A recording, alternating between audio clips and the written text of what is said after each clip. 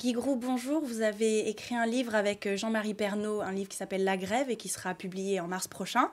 Les premières grèves, vous dites, datent du 19e siècle. Elles représentaient la colère des ouvriers contre leur patron. C'était un moyen de pression économique et d'expression contre le capitalisme. Aujourd'hui, pourquoi fait-on grève? Les premières grèves, c'est vrai, c'était souvent des grèves révoltes contre un employeur qui laissait pratiquement pas d'expression démocratique, tout simplement, à ses salariés dans l'entreprise.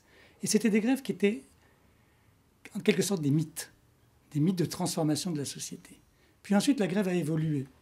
Si on prend les grandes grèves de 1936, de 1968, au fond, on nous a présenté ces grèves comme des grèves souvent politiques, voire révolutionnaires. En réalité, c'était des grèves qui ont surtout consisté à avoir un résultat, produire de nouveaux droits pour les salariés.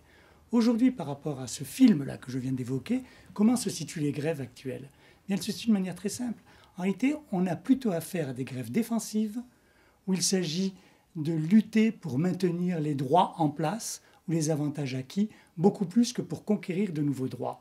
En ce sens, on peut dire que le profil même de la grève, si vous voulez, s'est déprécié au fil du temps.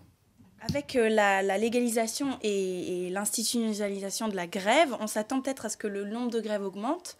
Et pourtant, en France, c'est le contraire, il diminue.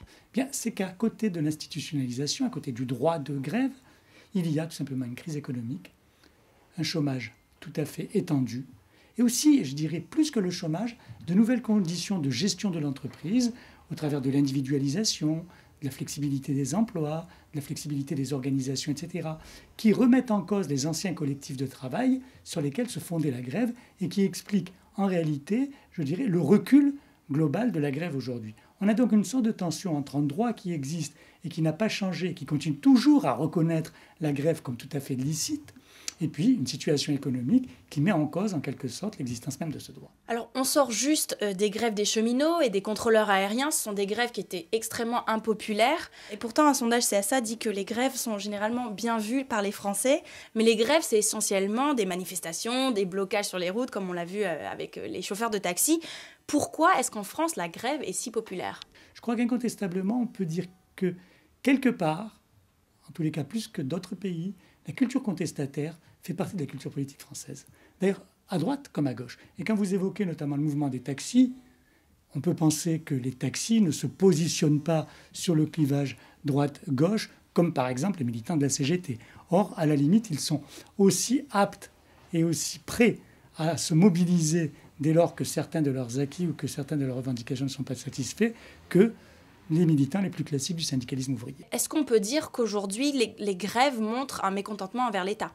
D'un côté, incontestablement, on peut dire que certains grévistes ne sont pas contents après l'État parce que l'État, c'est leur employeur. Et je pense notamment aux fonctionnaires.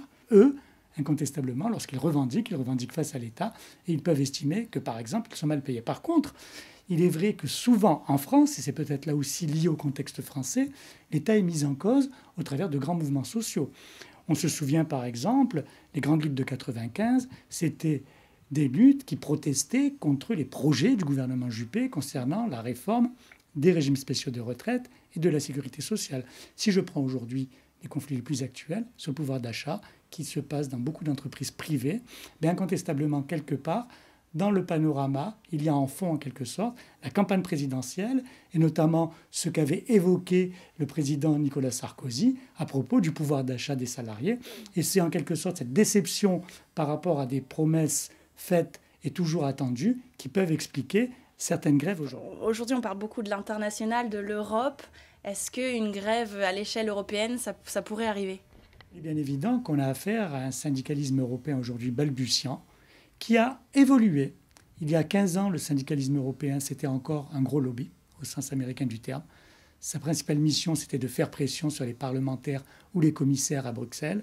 Aujourd'hui, c'est un syndicalisme qui tend à se transformer comme un véritable syndicalisme de mobilisation collective. Mais naturellement, la transition n'est pas encore achevée. Ça, c'est un premier point. Autre point, c'est qu'avec l'Europe élargie, on a affaire à des syndicalismes aujourd'hui très, très différents. On a une seule organisation syndicale européenne, la Confédération européenne des syndicats, et des syndicats